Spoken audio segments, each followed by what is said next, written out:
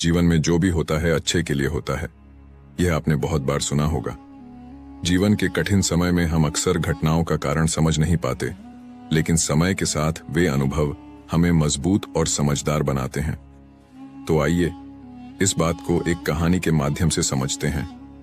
Video को like और channel को सब्सक्राइब करना ना भूलें। एक बार जंगल में एक युवक भ्रमण के लिए निकला था। जंगल में घूम ही रहा था कि चोरों ने उसका सामान छीन लिया और उसे निहत्था छोड़ दिया। फिर वह युवक संत से मिलने आया। वह काफी दुखी था और रो रहा था। संत ने युवक को समझाते हुए कहा, तुम चिंता ना लो, जो कुछ भी हुआ सब अच्छे के लिए हुआ। युवक गुस्से में कहता है, आप कैसी बातें कर रहे हैं?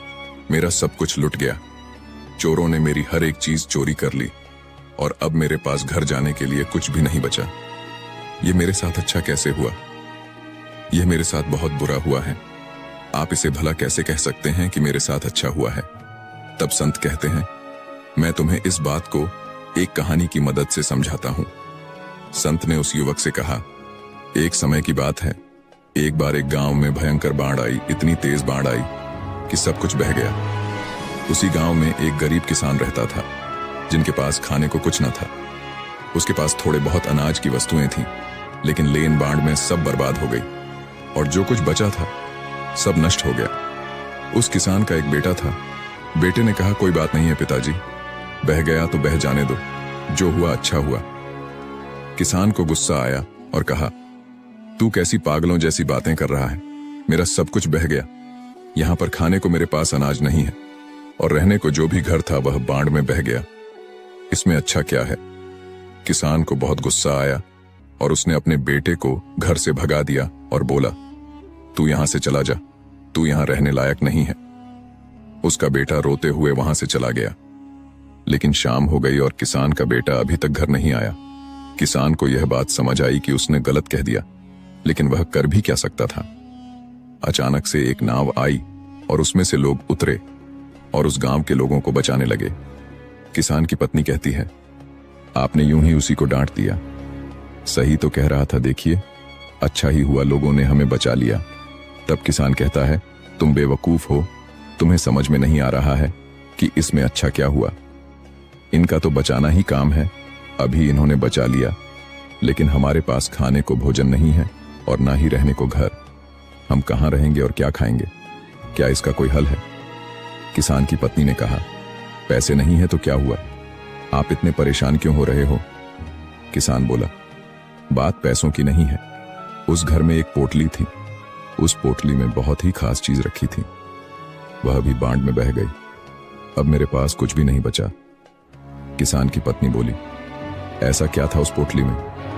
किसान ने कहा, मैं तुम्हें अवश्य बताता, लेकिन अब जब वह है ही नहीं तो उसको बताने का क्या फायदा। धीरे धीरे समय गुजरता गया। उस किसान ने लोगों से भीख मांगकर जीवन यापन करना शुरू किया। लेकिन ऐसा कब तक काम चलता? इस साल उस खेत में भी अच्छी फसल नहीं लगी थी। किसान बहुत परेशान और चिंतित था। उसे कुछ समझ नहीं आ रहा था कि क्या किया जाए। एक दिन किसान अपनी पत्नी के साथ बैठकर बातें कर रहा था तो उसकी पत्नी बोली, चिंता करने से क्या होगा? आप शहर में जाकर कोई काम तलाश क्यों नहीं करते हैं? थोड़े समय में कुछ ना कुछ रोजी रोटी के लिए धन इकट्ठा तो हो ही जाएगा। उसी के सहारे हम अपना काम चला लेंगे और मैं भी बगल के घरों में जाकर काम किया करूंगी। उससे कुछ धन तो आएगा। किसान ने कहा, बात तो सही है। अगले दिन वह किसान काम की तलाश में शहर गया। हर गली में कुछ काम ढूंढने लगा। कोई उसे कोई काम दे दे, लेकिन कहीं किसी ने कोई काम नहीं दिया। अब वह चिंता के मारे और परेशान होने लगा कि कैसे काम चलेगा और कैसे अपने परिवार का पालन पोषण करूंगा। किसान के पास घर नहीं था। उसने जैसे तैसे करके बाढ़ के जाने के बाद घास फूस से छोटा सा घर बनाया था। एक दिन किसान अपने खेतों में फसलों को देख रहा था, क्योंकि इस साल फसल भी अच्छी नहीं लगी थी। इसलिए इस बात को सोचकर परेशान हो रहा था, इस साल फसल ने भी साथ नहीं दिया। मेरा बेटा भी घर छोड़कर चला गया। मैं तो हर तरह से अनाथ हो गया हूं और मेरा बेटा कह रहा था कि जो हुआ अच्छा हुआ। यह भला अच्छा कैसे हो सकता है? उसकी पत्नी उसे समझाती है कि क्यों आप फालतू में चिंता कर रहे हो। आप फिर से कोशिश करो, काम कहीं ना कहीं कुछ ना कुछ तो मिल ही जाएगा। किसान को उसकी पत्नी की बात ठीक लगी। अगले दिन वह फिर से काम की तलाश में निकल पड़ा, लेकिन इस बार भी उसे कोई काम हाथ नहीं लगा और फिर निराश हुए घर लौटा। वह घर लौटने वाला ही था कि रास्ते में उसे एक संत मिले और बोले, तुम क्यों परेशान हो रहे हो? किसान ने उनको सारी बात बताई। उस संत ने कहा, इसमें परेशान होने वाली क्या बात है?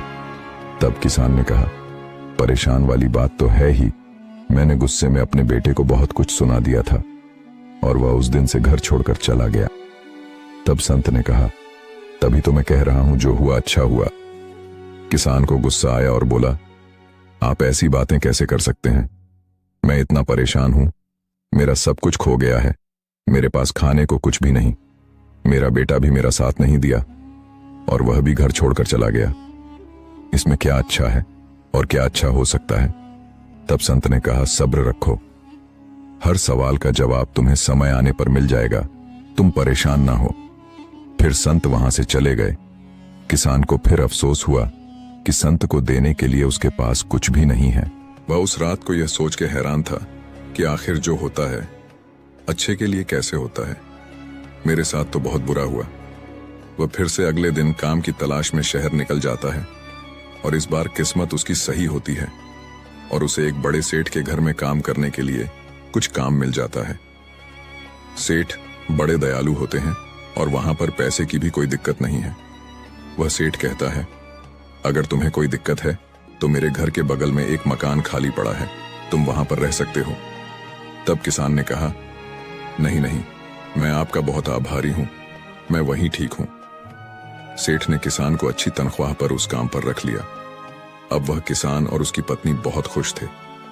अगले दिन रात के समय उसके दरवाजे को एक लड़के ने खटखटाया। उन्होंने दरवाजा खोला और देखा, वह हैरान रह गए। एक लड़का लंबी सी कार और बड़ा सा बैग हाथ में लिए दरवाजे के सामने खड़ा था। किसान आश्चर्यचकित रह गया, उसे समझ में नहीं आ रहा था कि यह कौन है। तब लड़के ने बोला, पापा मैं हूं, आपका बेटा। किसान हैरान रह गया, आखिर यह कैसे हुआ, यह क्या चमत्कार है? लड़के ने बोला, आपने घर बदल लिया, हमें बताया तक नहीं। मैंने गांव वालों से पूछा तो उन्होंने बताया कि अब हमारा घर यहां पर है। दरअसल मैं उस दिन यहां से निकलकर दूर शहर में काम की तलाश में निकला था और मुझे वहां पर काम मिल गया। फिर मैं वहीं पर व्यापार करने लगा और उस व्यापार में मुझे बहुत मुनाफा हुआ।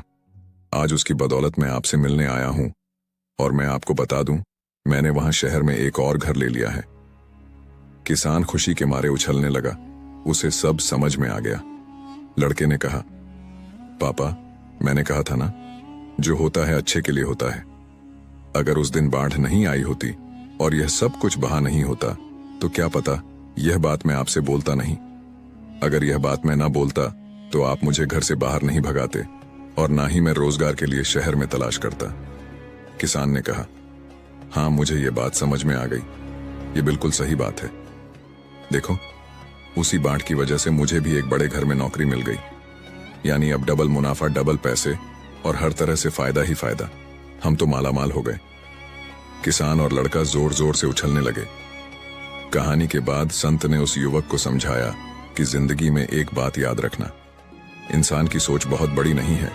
वह कुदरत के फैसले को नहीं समझ सकता और ना यह जान पाता है कि उसके साथ जो हुआ अच्छे के लिए हुआ है। वह सिर्फ आज को देखता है कि उसके साथ बहुत बुरा हुआ, लेकिन सच में देखा जाए तो अगर अच्छी नीयत और मन साफ है तो कभी किसी के साथ बुरा नहीं होता। संत ने उस युवक को समझाया कि जिंदगी में जब भी तुम्हारा बुरा वक्त आए तो एक बात हमेशा याद रखना कि यह वक्त गुजर जाएगा। इस बात को तुम याद रखना कि समय कितना भी बुरा हो, तुम्हारी जिंदगी में कितने भी दुख या फिर मुसीबतों का पहाड़ क्यों ना हो, एक वक्त बाद सब ठीक हो जाता है और सब आसान बन जाता है।